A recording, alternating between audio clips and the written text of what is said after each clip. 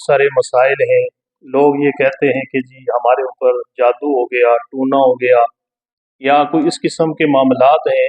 तो मैं चूँकि इस शोबा के साथ वाबस्ता हूँ, सबसे बड़ी बात यह है कि जब से हमने घरों के अंदर बाथरूम बनाने का रवाज शुरू किया है, उस वक्त से हमारे घरों के अंदर रिज्क में बेबरकती आ गई है।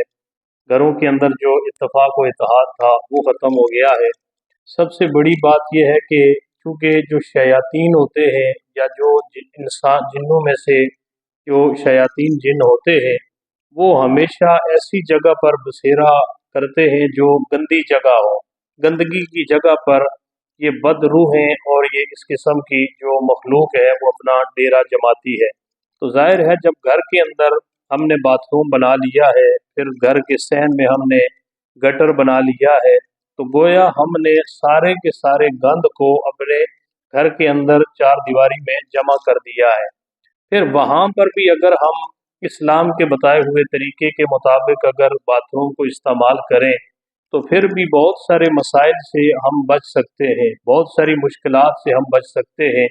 जिस तरीक़ा से अल्लाह तबारक व तआला के नबी मुकर्रम सल्लल्लाहु अलैहि वसल्लम ने हमें बाथरूम के अंदर जाने का तरीका बताया है, बाथरूम से बाहर निकलने का तरीका बताया है कि जब बाथरूम के अंदर जाएं तो वहाँ पर जाते वक्त सबसे पहले बायां पाँव जो है वो आप बाथरूम के अंदर रखें, और फिर जब बाथरूम के अंदर आप रफ़ाए हाजत और क़ज़ाए हाजत कर चुके हो, तो फिर जब बाथरूम से बाहर निकलना हो तो पहले अपना दायां पाँव बाथरूम से बाहर निकालें।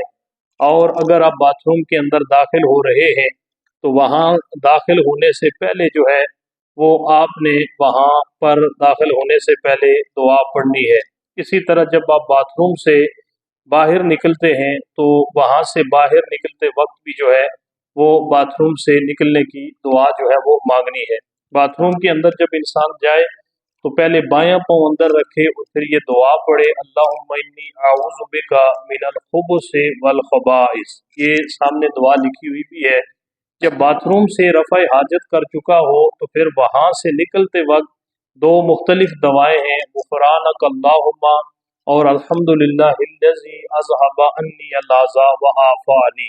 ये दो दुआएँ हैं कि जब बंदा बाथरूम के अंदर जाए तो उसको ये दुआ पढ़नी चाहिए, और जब बाथरूम से निकले तो उसको भी दुआ पढ़ कर वहाँ से बाहर निकलना चाहिए। यानी बाहर बेशक निकल के दुआ पढ़ ले, और बायां पाँव जाते वक्त अंदर रखे और बाहर निकलते वक्त पहले दायां पाँव बाहर रखे। दूसरी चीज़ जो है वो अमूमी तौर पर हमने ये तो सुना है कि अगर इंसान के सामने खाना मौजूद हो तो वो पहले खाना खाए और नमाज जो है वो बाद में पढ़े। ये अक्सर आपने हदीस मुबारका सुनी होगी कि जब किसी के सामने खाना आ जाए तो खाने को इंतज़ार नहीं करवाना चाहिए, बल्कि पहले खाना खा लें और फिर जो है वो नमाज पढ़े।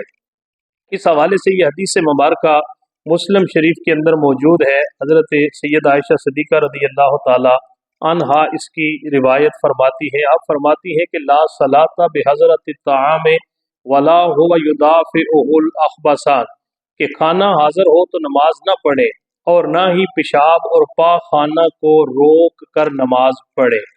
ऐसी नमाज वाजिबुल इयादा है। बहुत सारे लोगों की आदत होती है कि जी बस वुज़ू हमने बड़ी मुश्किल से कंट्रोल किया हुआ है, पेशाब तो बड़ा तेज़ आया है लेकिन वुज़ू कौन करेगा, पहले नमाज पढ़ ले। बहुत सारे लोगों की आदत होती है पेट में अगर गैस बनी है या उनको पेशाब बड़े पेशाब की या रफ़ा हाजत की ज़रूरत है तो वो कहते हैं यार अभी नमाज का टाइम है, नमाज पढ़ के फिर जो है वो मैं रफ़ा हाजत कर लूँगा।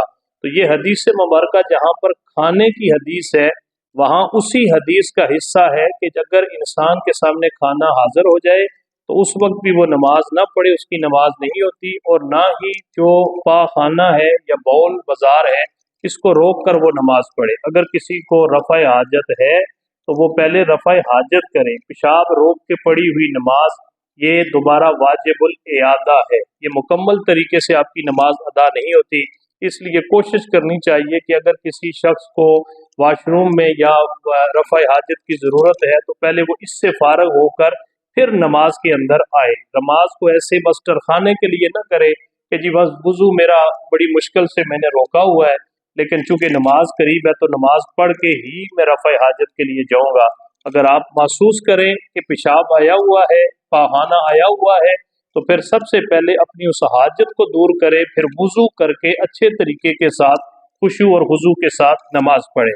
फिर दूसरा ये है कि बाथरूम के अंदर जाने के हवाले से अगर किसी शख्स ने अंगूठी पहनी हुई है, सबसे पहली बात यह है कि अंगूठी जो है ये दाएं हाथ के ऊपर पहननी चाहिए, और वो भी चांदी की, लोहे की, पित्तल की और सोने की अंगूठी ये मर्द के लिए हराम है।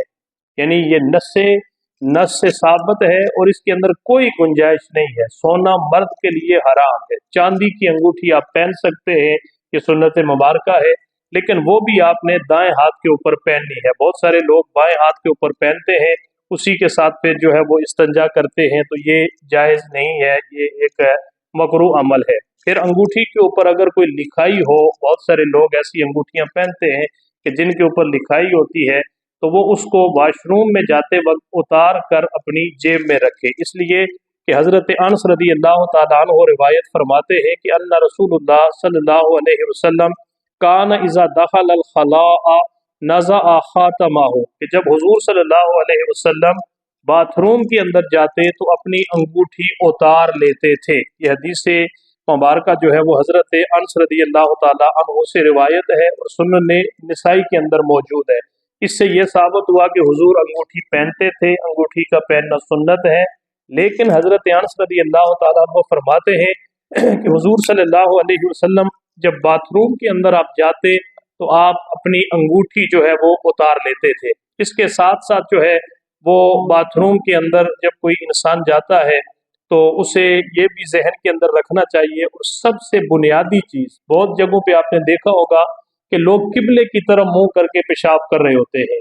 घरों के अंदर भी बाथरूम बने होते हैं, तो हर इंसान, बस हम देखते हैं कि यहाँ दीवार बनी हुई है, ये नहीं देखते कि ये किबले की तरफ इसकी डायरेक्शन है, किबले की तरफ हमारा मुंह हो रहा है या किस समत हमारा मुंह है। हुजूर सल्लल्लाहु अलैहि वसल्लम के हवाले से हज़रत अबू अय्यूब अंसारी रज़ी अल्लाह तआला अन्हु आप बयान फरमाते हैं कि नबी करीम सल्लल्लाहु अलैहि वसल्लम ने इरशाद फरमाया कि इज़ा अता अहदुकुमुल गाइद फला यस्तक़बिलुल क़िबलता वला युवल्लीहा ज़हरहु, कि जब कोई शख्स पेशाब करने लगे तो किबला की तरफ ना मुंह करे और ना ही किबला की तरफ पीठ करे। किबला की तरफ मुंह करके थूकना भी नहीं चाहिए, किबला की तरफ मुंह अपना पाँव जो है वो लंबे करके फैलाकर जो है वो पाँव नहीं फैलाने चाहिए। किबला का अदब व एहतराम है, जिस समत लाखों अरबों लोग मुंह करके नमाज पढ़ते हैं उस जगह का एक खास मकाम है, उसकी एक खास इज्जत है। लिहाजा पेशाब करते वक्त भी जो है वो इंसान को सोचना चाहिए कि कहीं उसका चेहरा जो है वो किबले की तरफ तो नहीं है, या उसका चेहरा जो पीठ है वो किबले की तरफ तो नहीं है। इस हवाले से भी एहतियात बहुत ज़रूरी है। उसके साथ साथ जो है वो आप जब वाशरूम के अंदर जाएं या वैसे खेतों के अंदर पेशाब करें या बाहर किसी जगह पर, तो खड़े होकर पेशाब करना या बहाना करना ये मकरूह है, ये नाजायज़ है और ये गुनाह का अमल है। नबी करीम सल्लल्लाहु अलैहि वसल्लम हज़रत सैयदा आयशा सिद्दीक़ा रज़ी अल्लाह ताला अन्हा इरशाद फरमाती है कि मा कान यबूलु इल्ला काइदन, कि नबी करीम सल्लल्लाहु अलैहि वसल्लम हमेशा बैठ कर पेशाब फरमाते थे। हाँ, अगर किसी जगह पर आपने खड़े होकर पेशाब किया है तो वो किसी उज़र की वजह से है, बगैर उज़र के खड़े होकर पेशाब करना ये जायज़ नहीं है। अगर कोई शख्स बीमार है और वो बैठ के पेशाब नहीं कर सकता, उसकी मजबूरी है, तो वहाँ पर शरीयत ने उसको हालत उज़र के अंदर इजाज़त दी है।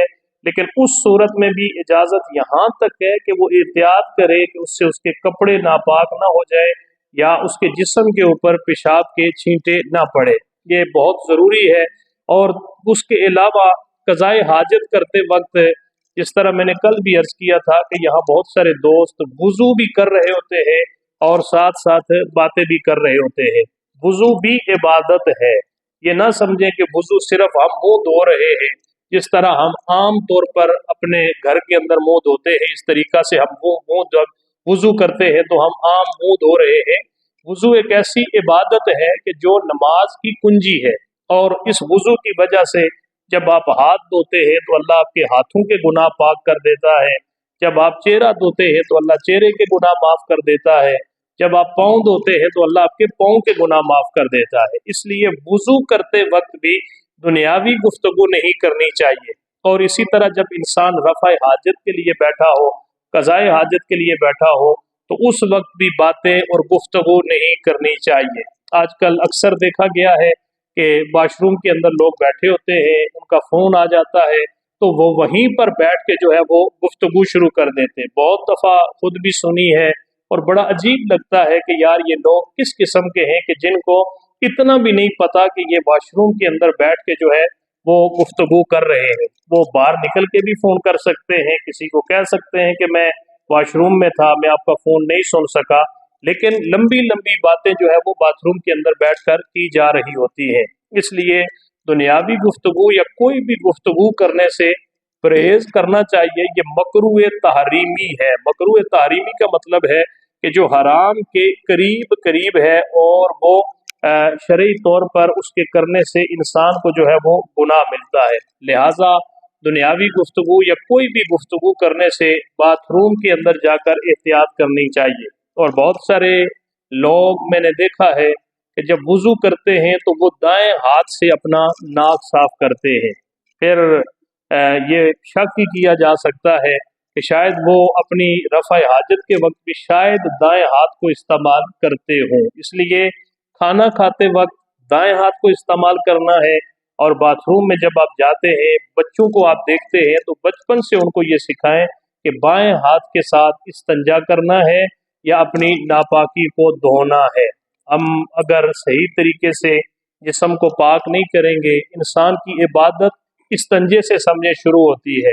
अगर आप रफ़ा हाजत सही नहीं करेंगे तो आगे जो मर्जी आप करते रहे, गोया कि आपकी फिर वो पूरी इबादत और रियाजत जो है उसके अंदर खलल आता है। लिहाजा कोशिश करें कि घरों के अंदर भी अपनी औलाद को ये सिखाएं कि जब भी आप बाथरूम में जाएं तो बाथरूम में जाने की दुआ ज़रूर पढ़ें। जब बाथरूम से निकलें तो बाथरूम से निकलने की दुआ ज़रूर पढ़ें। बहुत लोग हैं कहते हैं जी जादू हो गया, टोना हो गया, घर के अंदर बड़े मामलात हो गए। उसकी वजह यह है कि हमने घरों के अंदर दीन को जो है वो बहुत दूर रखा हुआ है, जिसकी वजह से शयातीन और बद रूहें जो है वो हमारे मामलात के अंदर मुदाखलत करती हैं और हमारे लिए परेशानी का जरिया बनती हैं।